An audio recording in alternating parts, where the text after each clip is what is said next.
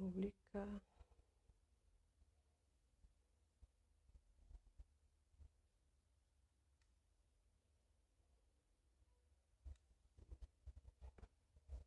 Olá.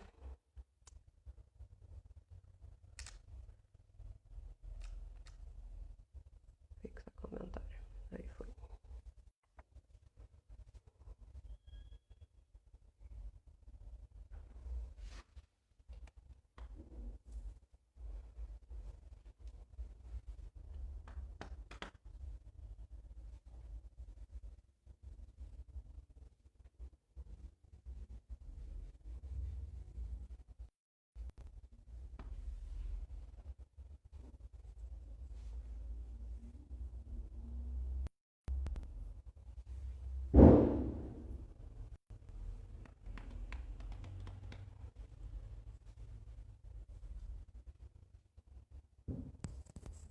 Oi, oi, oi. Tá dando pra ouvir?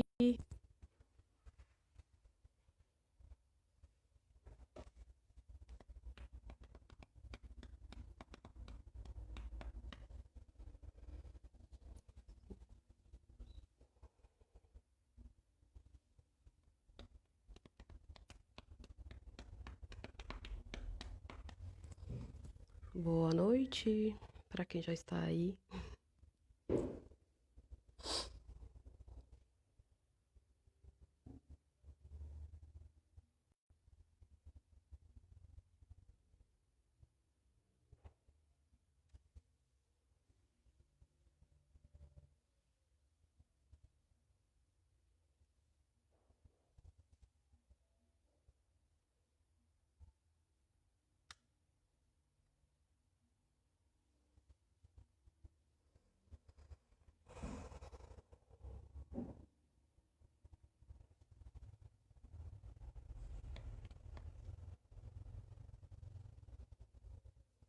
Vou esperar chegar em 10 pessoas e aí eu começo.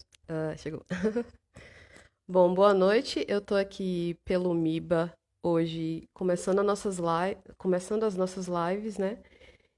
Que são temáticas.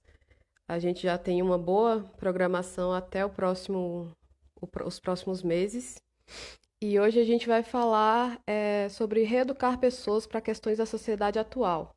E a nossa convidada é a professora Lilian Moreira. Eu vou chamar ela aqui e a gente já começa.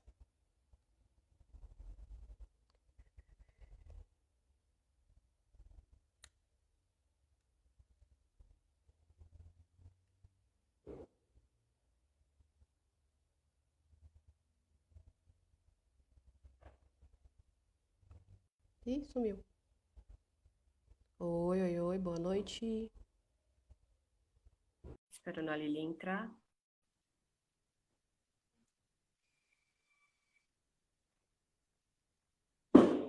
Pronto.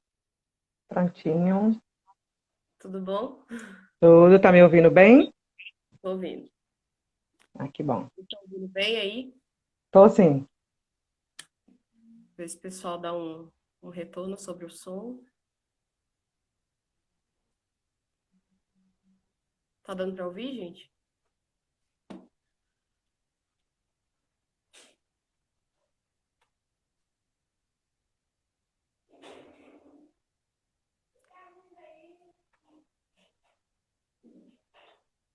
Pronto, vamos começar então. Lilian, se apresenta para a gente. Eu sou Lília Moreira Cruz, eu sou professora da Universidade Estadual de Santa Cruz, sou pedagoga, especialista em educação infantil, mestre em educação, e doutoranda em educação pela Universidade Federal da Bahia. Fui professora de educação básica por 20 anos e vai fazer 4 anos agora que eu estou na UESC. Então, bem resumidamente, meu currículo. Bacana.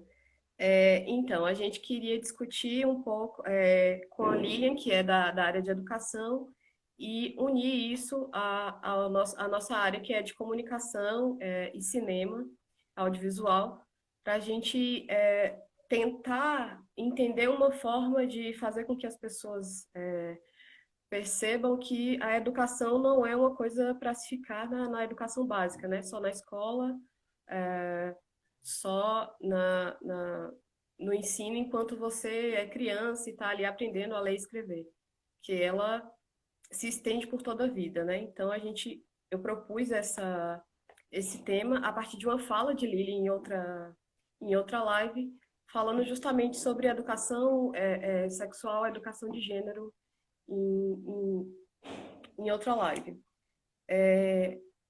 O primeiro ponto que eu queria falar é sobre a dificuldade de formação de professores com foco nessas questões e por que que o currículo programático da escola não traz esse tipo de coisa, né?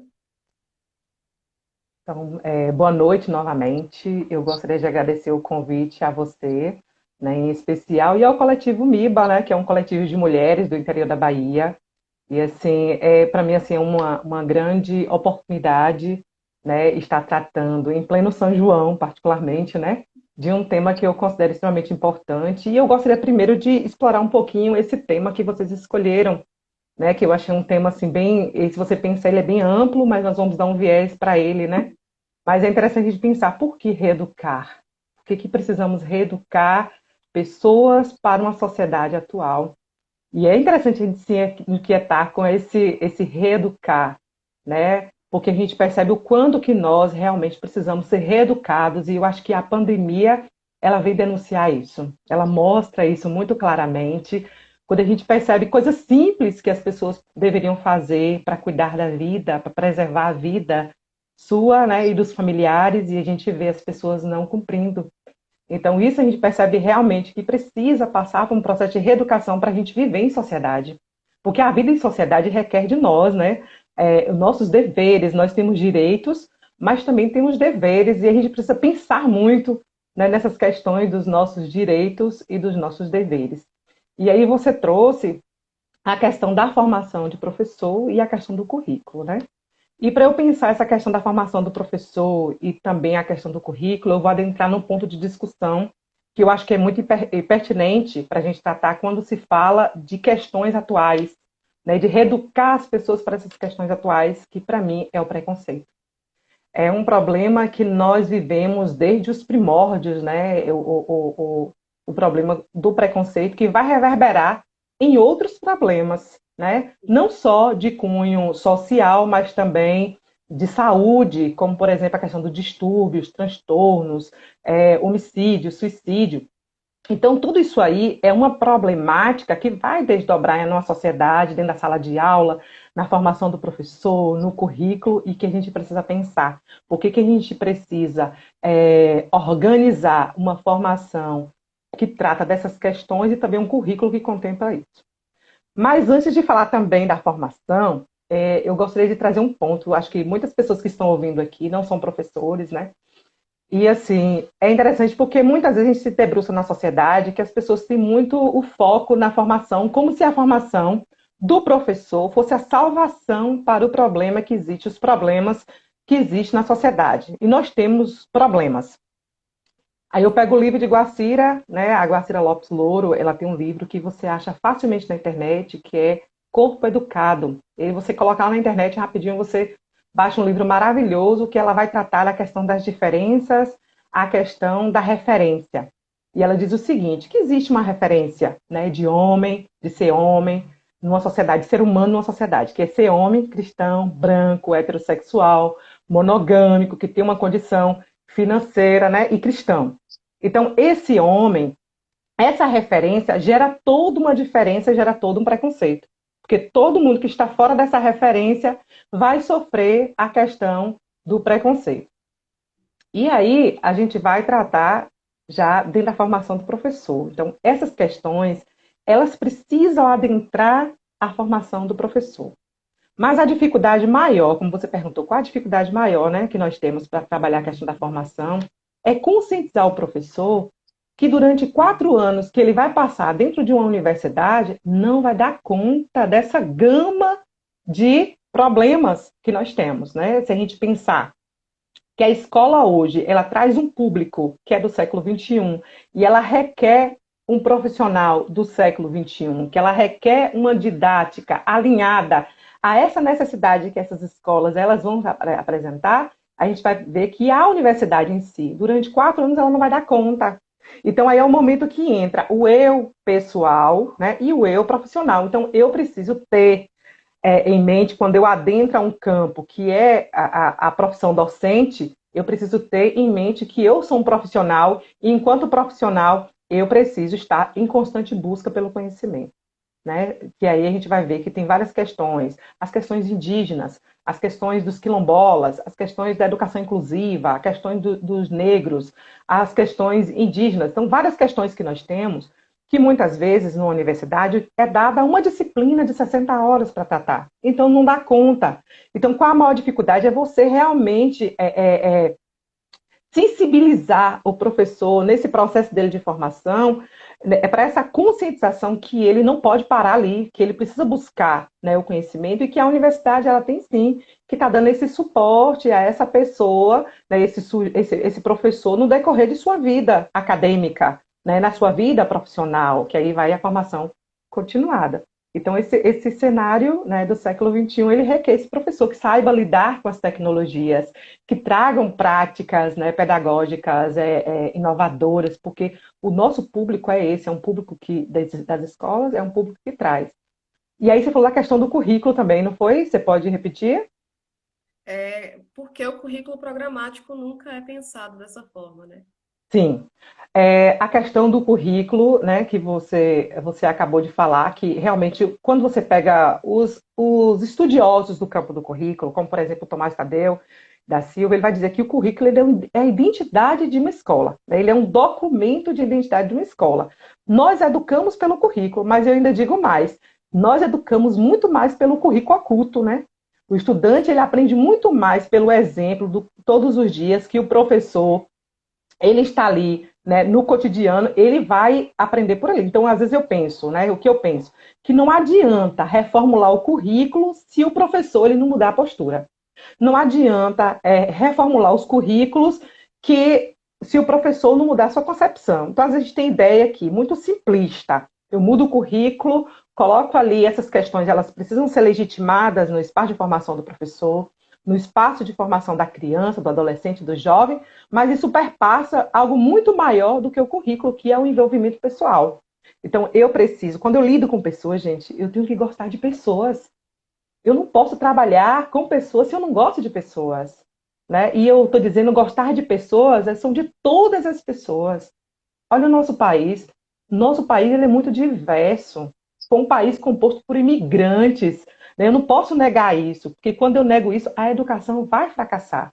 Então, para eu pensar essas questões dentro do currículo, eu preciso pensar quais são os medos, quais são os anseios. Eu preciso colocar em xeque os discursos dos professores, a concepção que ele tem de mundo, de homem, de mulher, né, de educação. Eu preciso trazer essas questões para ser dialogadas dentro das escolas. Né? Porque muitas vezes o professor ele nem se envolve com o currículo que está sendo elaborado. Eu falo por experiência, porque eu já vivi um momento da fase da minha vida, logo, por exemplo, quando eu entrei na educação, de negligenciamento mesmo. Eu entrava, dava minha aula e pronto, saí e fui embora. Entende? Então, por isso que a gente precisa dessa formação política, dessa formação filosófica, dessa formação crítica, reflexiva, que mostra qual é o nosso papel. Eu tenho um papel ali dentro daquele currículo. E não adianta, porque o currículo ele é o retrato da escola, mas ele vai se efetivar se o professor realmente, de fato, ele se comprometer com aquilo. Né? E eu não digo mais, não só o professor.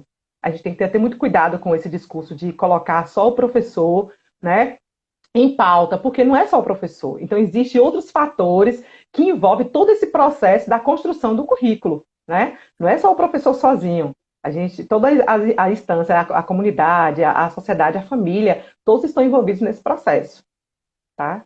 Não sei se eu contemplei você ou se tem alguma coisa que eu preciso falar ainda aí. Não, tá ótimo. Acho que é a própria proposta da escola, né? Tem que haver uma construção de um ambiente que atenda a diversidade, que atenda as vivências dos alunos, para poder, inclusive, usar isso para encabeçar essa construção educativa da pessoa, né? Do aluno, dos pais, da comunidade, para não Sim, ficar e para não ficar também essa coisa de tipo você tem que estudar para poder devolver para a comunidade. Se você for envolvido com a comunidade a partir da sua base escolar, você não vai ter essa obrigação, você vai saber que você tem seu papel e vai se engajar no que melhor convir, né, durante sua vida, o seu trabalho. E nós sabemos, né, que temos um papel muito importante na formação de pessoas, né? E esse papel que nós temos, se bem desempenhado, ele vai ser elemento de transformação social, né? A gente pode mudar todo o cenário de uma escola, de uma cidade, de uma nação, quando há um investimento realmente nessa formação, nessa educação. Então, precisa ter um investimento não só da universidade, né? A universidade tem que fazer esse papel de investir nesse professor para que ele tenha essa consciência, né, ofertar mesmo essa formação crítico-reflexiva, mas também os governantes, né, precisam dar esse apoio aos professores. Eu me recordo quando eu adentrei ao campo da educação, o quanto eu me senti abandonada, o quanto eu me senti sozinha. Então, às vezes a gente erra, muitas vezes, não é às vezes por negligência, não é porque o professor ele é ruim, é porque falta mesmo dele um cuidado maior. Né? Esse professor que ele acaba de passar num concurso, ele precisa ter um suporte. Né? E às vezes o professor ele é jogado lá sozinho com a sala com 44 alunos, um quadro e um giz e diz vá, alfabetiza, vá, salve a nação. E não é bem assim, ele sozinho, ele não tem condição, né? É até desumano. Eu digo que a gente precisa de umas políticas mais efetivas mesmo, assim, direcionadas para esse desenvolvimento profissional do professor, porque quando você faz esse investimento, né, na qualidade do trabalho, a qualidade do trabalho dele vai melhorar. Se ele tem uma carreira, né, de uma carreira que efetive isso, se ele tem um local de trabalho que dê condição para que ele realmente tenha tempo. Então, são muitos fatores que envolvem aí o professor realmente participar ativamente do currículo, realmente se envolver com a busca por um conhecimento mais abrangente que concerne essas questões que a gente está tentando aí, né, discutir, que nós estamos discutindo. Pegando esse gancho, eu te pergunto se a educação é só para criança na escola. Como você já iniciou, né, sua fala falando sobre isso, que é interessante, a gente pensa, né, que a educação ela é só para criança na escola. Na verdade, a educação ela começa desde o momento que nós nascemos, né? A primeira educação que a gente começa logo a receber é dentro da nossa família, né? Então, a educação ela vai do berço até o túmulo. Então, em todo o processo da nossa vida a gente vai aprendendo. Por isso que é importante a participação dos pais na educação dos filhos, porque é na família que nós vamos viver as nossas primeiras experiências, né, de reflexão mesmo. Porque minha família tem uma maneira de ser, minha família tem um arranjo social ali, e que não quer dizer que acerta. Né? Existem múltiplas formas de ser. A família, a maneira que a minha família vive não quer dizer que a outra também tem que viver. Então, assim, a forma como nós educamos nossos filhos, nós vamos sim eliminando o preconceito, a discriminação, a segregação, porque a gente vai estar ali formando pessoas humanas. A gente não pode esperar que a escola faça esse papel, né? E que só na infância a gente tem essa preocupação, mas a gente tem que ter essa preocupação no decorrer da nossa vida inteira.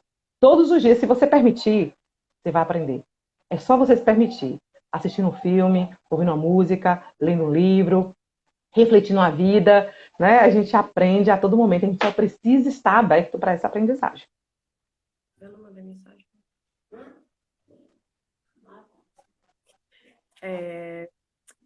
Eu queria saber se você acha que há uma negação à educação e ao conhecimento atualmente, ou se isso já vem de algum tempo. Olha, quando a gente fala que se há negação, né, à educação, ao conhecimento, existem muitas formas da gente provar realmente que existe a negação, né, dessa educação e do conhecimento. E eu vou pegar primeiro aquela fala que eu já disse anteriormente. Como eu coloco um professor numa sala com 44, 50 alunos, né, não dou condição para ele de trabalho, e eu acredito que ele vai conseguir fazer educação num cenário desse? Não tem como, gente. É desumano. Quando eu não invisto numa formação de um professor, eu também estou, literalmente, também negando o direito à educação, porque eu não faço investimento. Quando eu não faço investimento, eu nego.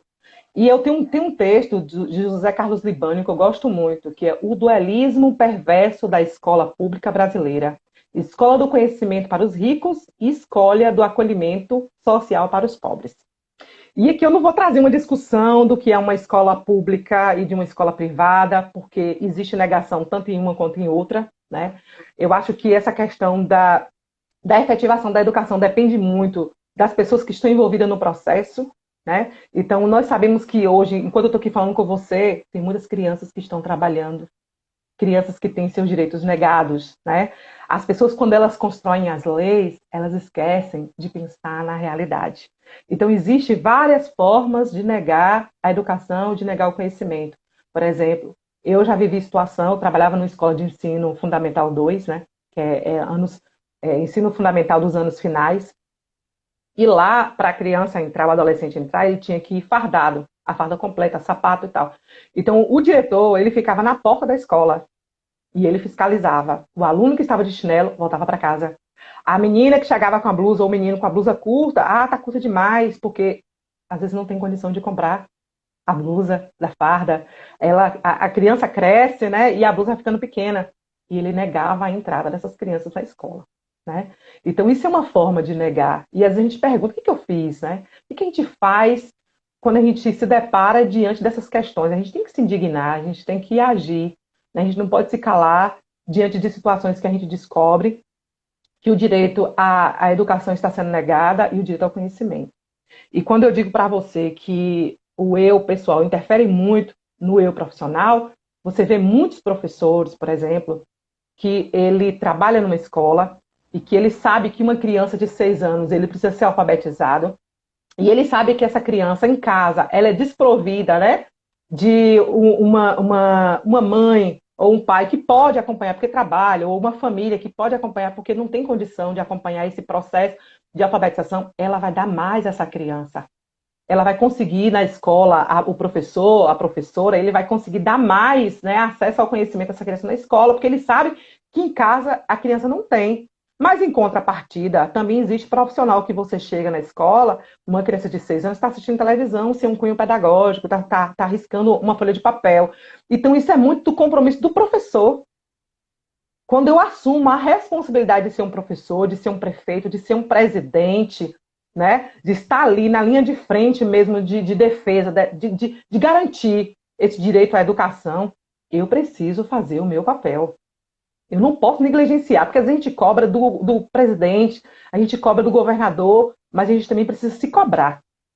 Porque eu, enquanto profissional, o que eu estou fazendo para que realmente legitimar o direito à educação? Porque são questões muito complexas. Você está percebendo aí, Paulo Freire mesmo diz no livro Educação na Cidade, que muitas das nossas crianças, elas não invadem da escola, elas são expulsas.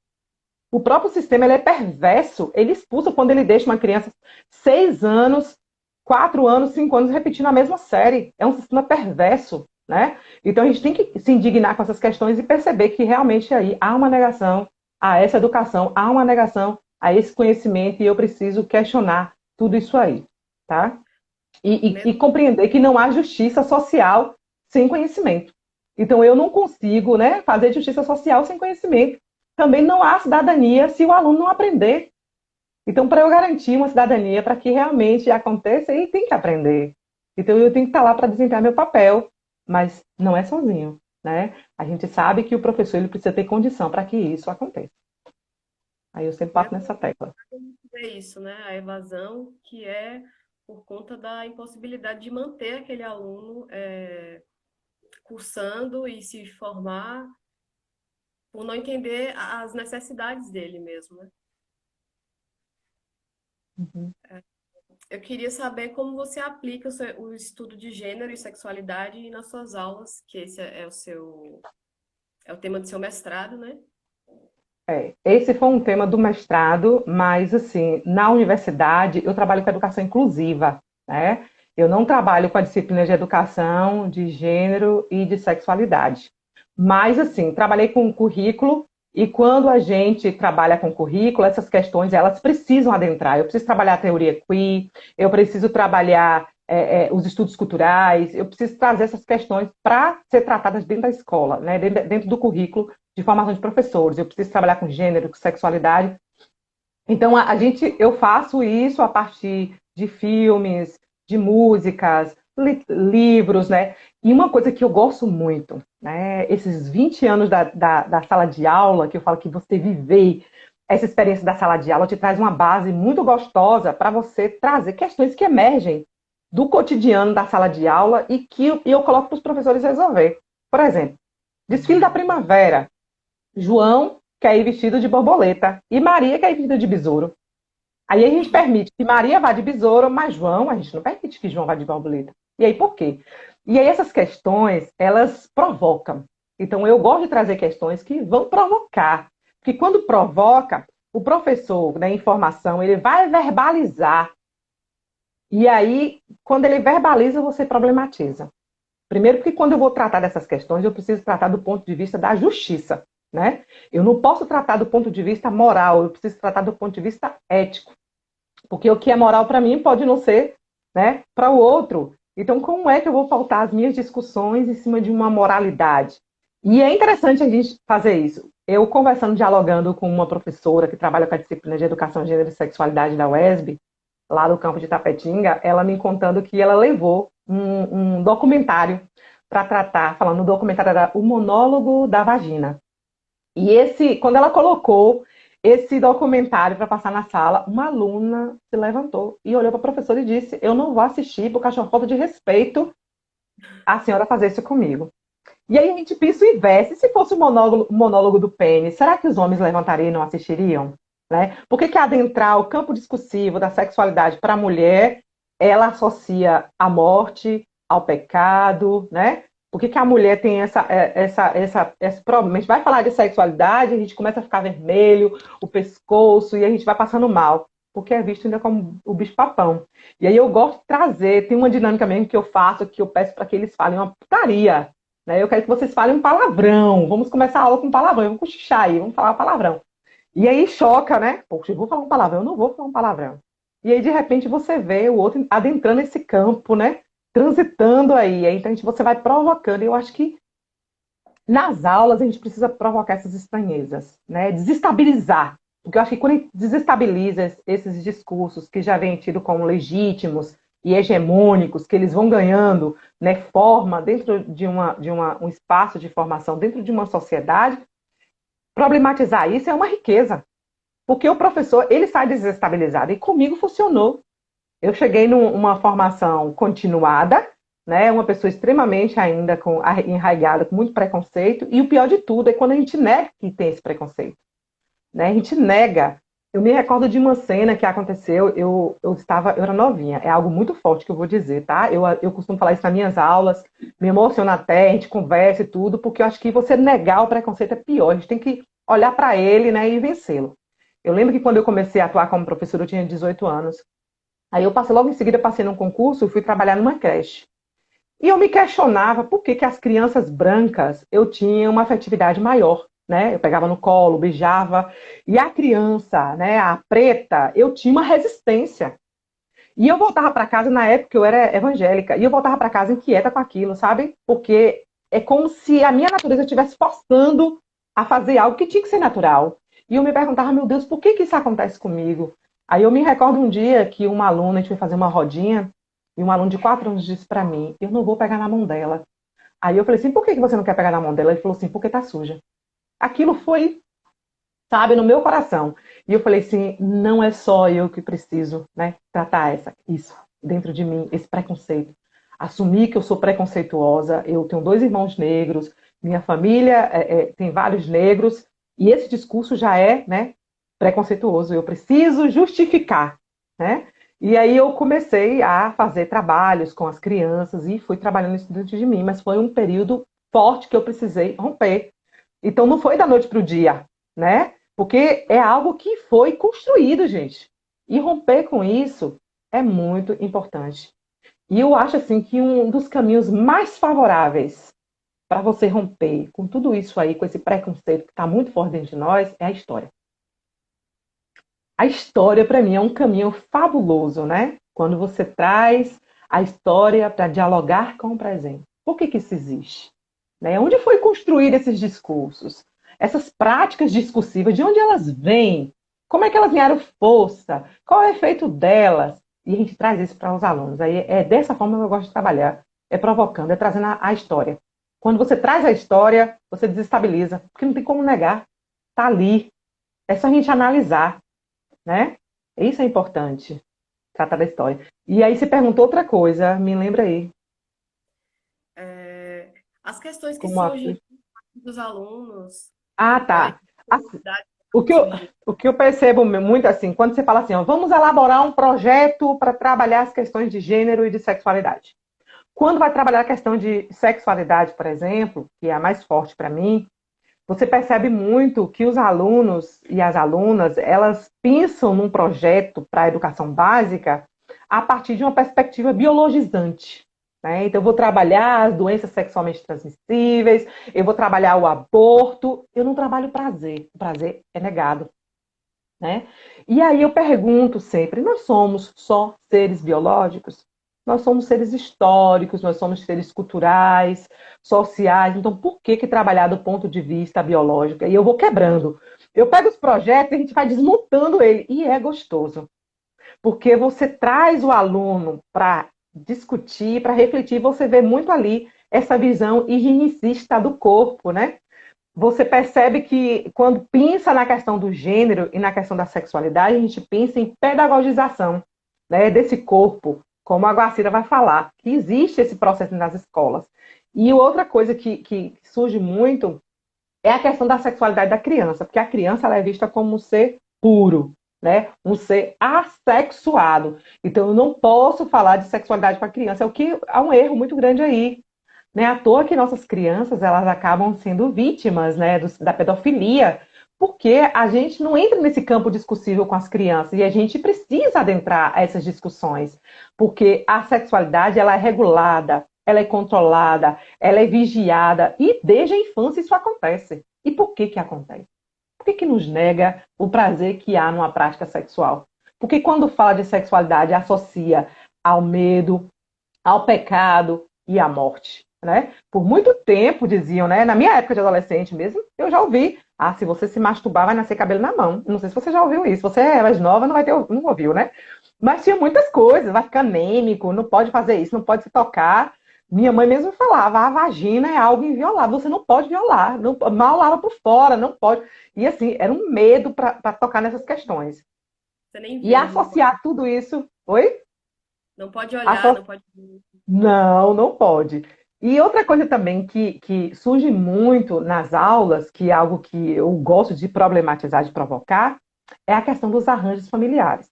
Né? Ainda as pessoas não conseguem conceber essa questão das múltiplas formas das pessoas viverem.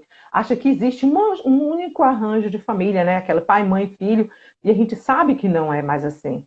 Né? Essa ideia judaica cristã já caiu por terra.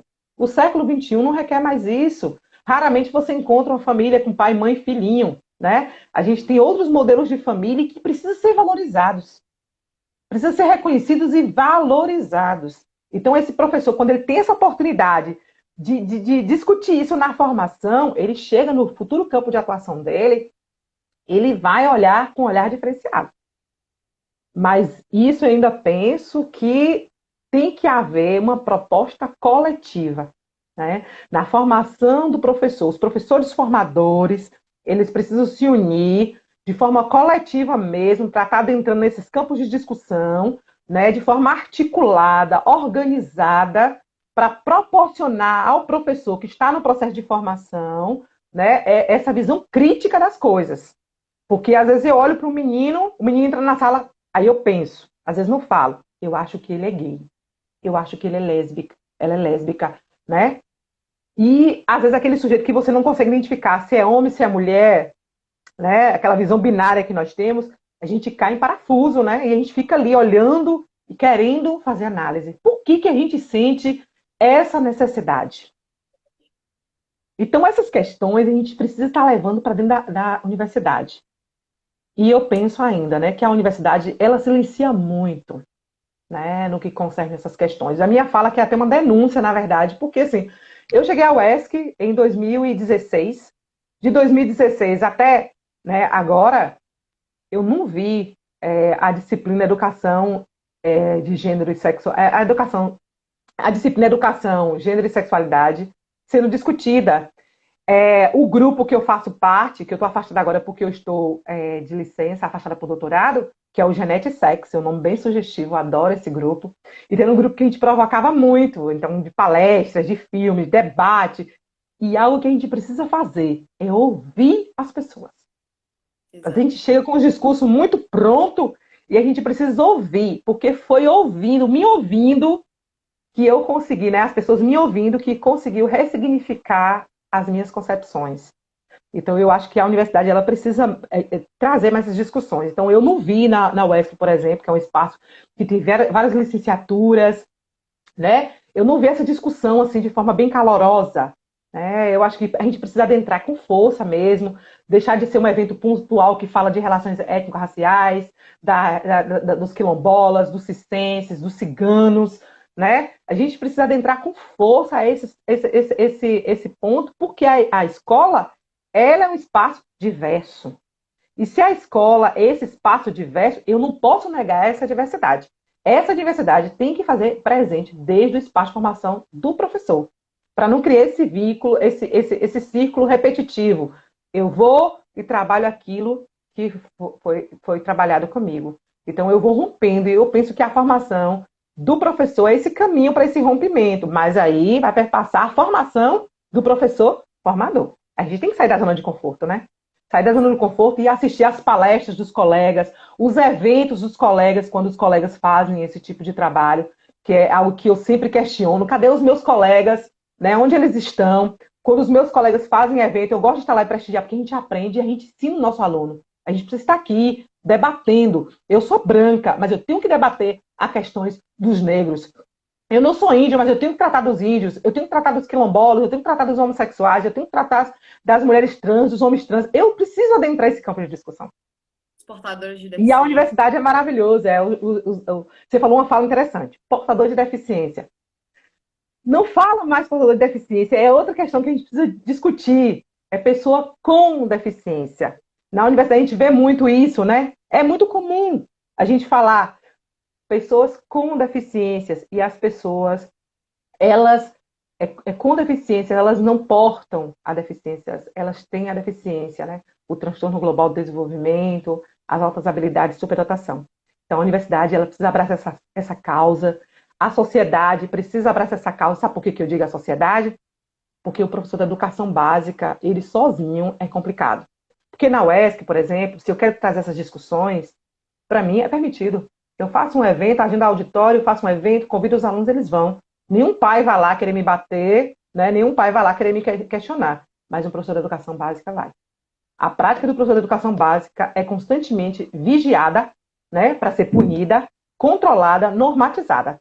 Então, esses professores precisam de um suporte muito maior. Porque a sociedade está lá, geralmente, com a tesoura bem grande de poldar, né? Poldando as práticas que eles não consideram que são pertinentes para a formação das crianças. E se nós somos professores, a gente está ali em constante busca pelo conhecimento. Poxa, a gente sabe o que é, né? As coisas que são necessárias para essas crianças aprenderem. Então a gente precisa ter esse espaço e a gente precisa unir forças para que esses professores da educação básica tenham condições de trabalhar essas questões com as crianças, desde pequenininhas, né?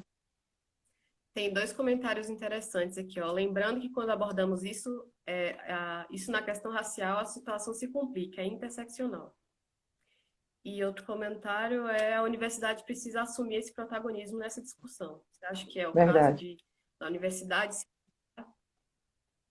Isso é verdade. E a gente tem um papel social, né? Nós temos um papel social e a gente não pode negar os problemas que acometem a sociedade. Então, é trazer esses problemas para dentro da escola para poder a gente discutir. No dia que nós fizemos um trabalho mesmo, que foi um cine debate, e nós trabalhamos com o filme Orações para Bob, foi lindo ouvir o depoimento dos alunos e das alunas. Há pessoas que vivem na pele, né? Dentro da família, dentro da religião, dentro da própria universidade.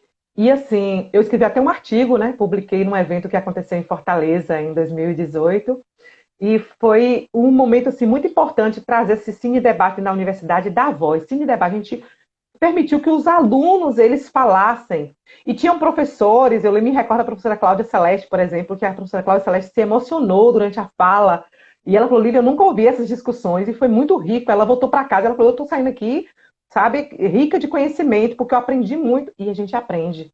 Né? Quando um aluno ele conta para você que até a forma como ele amarra o cadarço, a subjetividade dele é castrada. No momento que ele está amarrando o cadarço, que ele põe a mão na cintura, o preconceito, o sofrimento que essas pessoas vivem, o racismo existe, né? Ele existe e todos os dias ele está aí, né, lá fora sendo materializado, e eu não posso negar isso.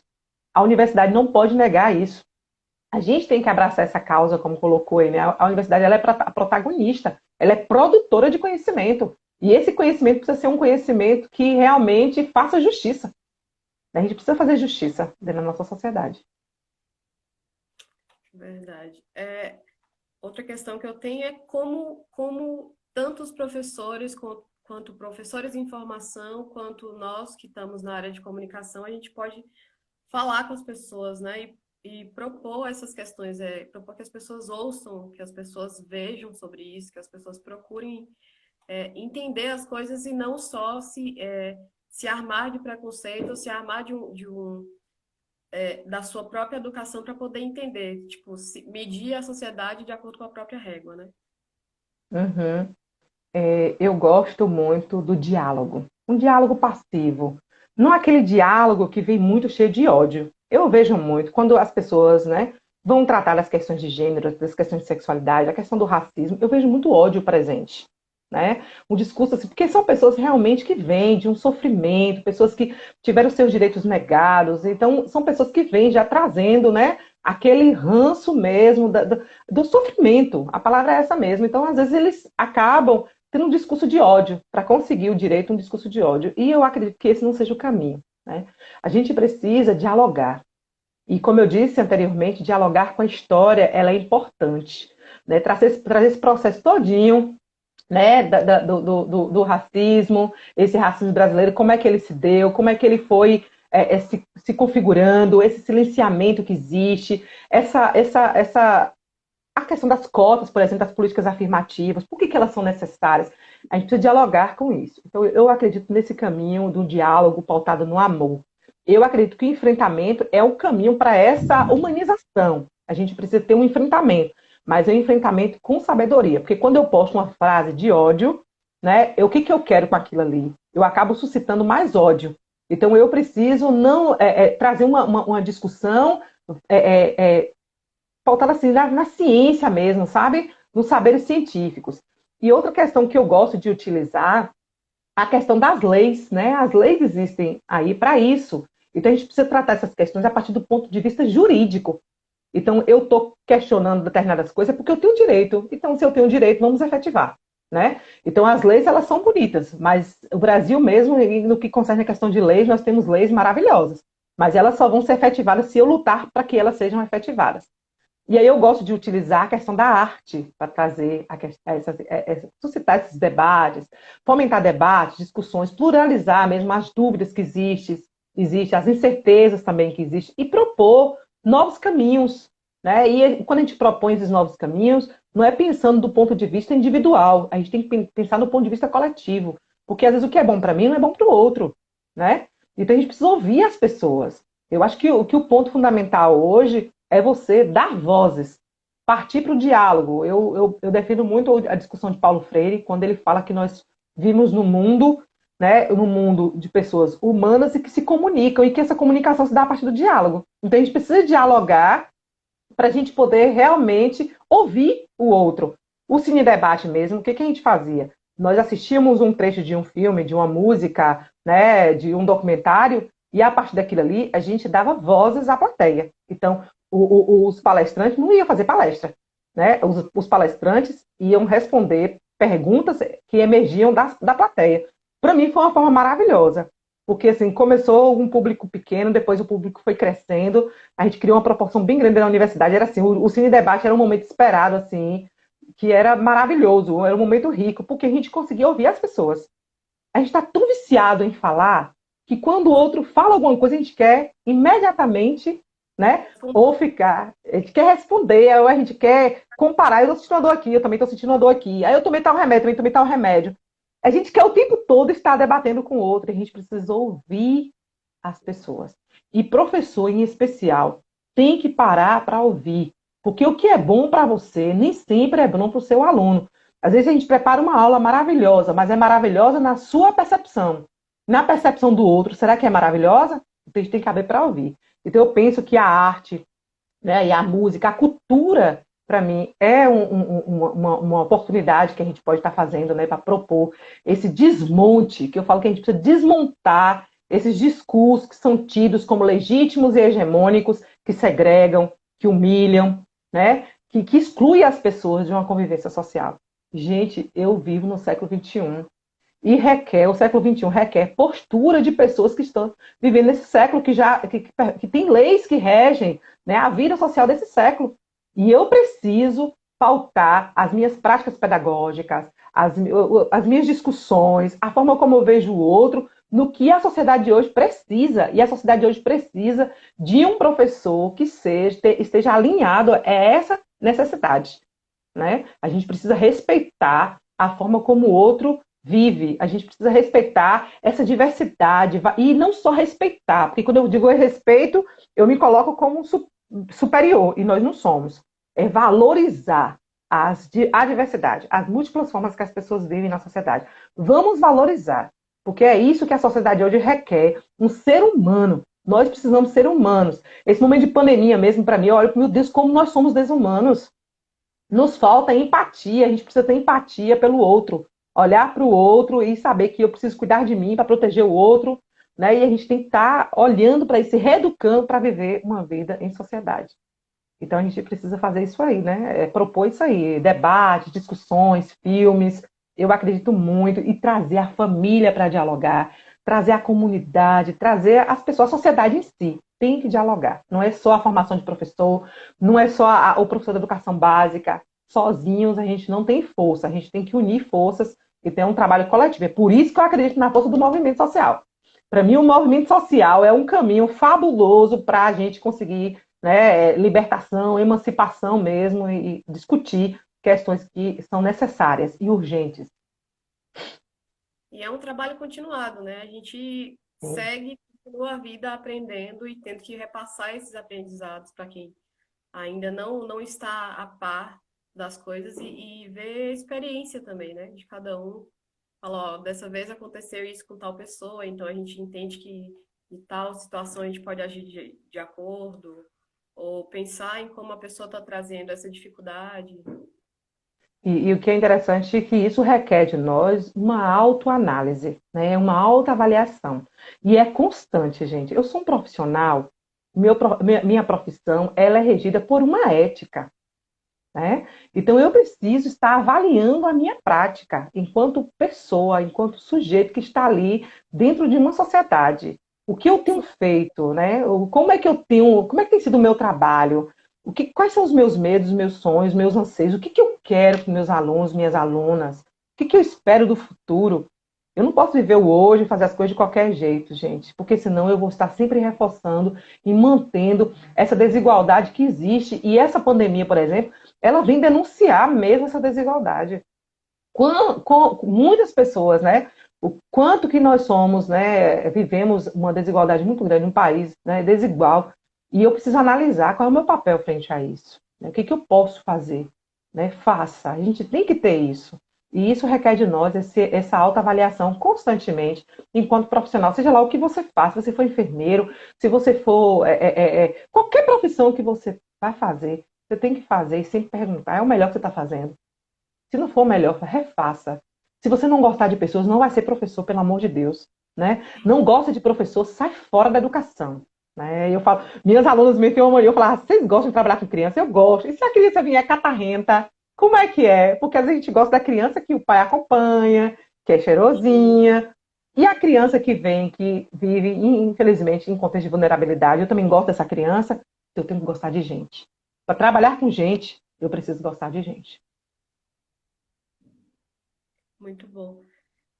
Eu queria te perguntar como a gente desconstrói, como a gente reaprende, como a gente reeduca. A nós Eu mesmos, vejo, Emily, ah, verdade. eu vejo assim que não existe uma receita, né? Não existe uma receita para isso, porque é algo muito pessoal, né? É você. Essas mudanças, para mim, elas começam de um movimento interior. E quando se trata de um movimento interior, ela vem de dentro de você. Você pode assistir o melhor filme do mundo, assistir a melhor palestra, ler o melhor livro, fazer a melhor formação, mas se você, se o seu eu interior, ele não quiser ser reeducado, ele não quiser se desconstruir, ele não quiser reaprender, ele não vai reaprender. E a gente tem que estar aberto para isso. E para eu estar aberto, eu preciso fazer essa mudança, né? Fazer esse movimento interior, né, de análise, de autoanálise, analisar todo o contexto social, o contexto político e provocar esse movimento interno. Porque se eu provoco esse movimento interno, o que vier de externo vai conseguir agregar. Se eu não conseguir fazer isso, não vai agregar. Isso é muito importante. Então, para mim, eu vejo isso. Não há uma receita. O que aconteceu comigo foi isso. O livro mesmo, Problema de Gênero, da Judith Butler, ele mexeu muito comigo. Foi um livro que me desconstruiu bastante. E eu lembro que colegas no momento leram também, mas que nada aconteceu. Então, é Exato. um momento seu. Tem um ditado que as pessoas falam, né? Que a árvore só dá o fruto no tempo certo. Então, todos os dias eu preciso regar a minha plantinha lá para que a minha árvore dê fruto. E quem faz esse movimento é você. Não, não tem política, não tem. É você primeiro. O resto que vier vai só agregar o que você já é. É, você tem que querer ser uma pessoa melhor, né? Para ser Exato. um filho melhor, um profissional melhor. Eu quero É, mandar um beijo para Tássio aí, gente. Tássio entrou, é meu aluno, gosto demais dele, estou sentindo muita saudade. E meus colegas também, tem algumas pessoas aqui, mas ele entrou e por último eu vi agora. Um beijo, mas Tássio. Amo você. a É meu gente aluno aí. a gente está com um Oi? tempinho acabando aqui. Eu queria que você desse suas considerações finais, assim. Certo. Eu agradecendo já, né, essa oportunidade, porque assim a gente acaba refletindo, a fala da gente sempre reverbera para dentro e a gente vai sempre refletindo.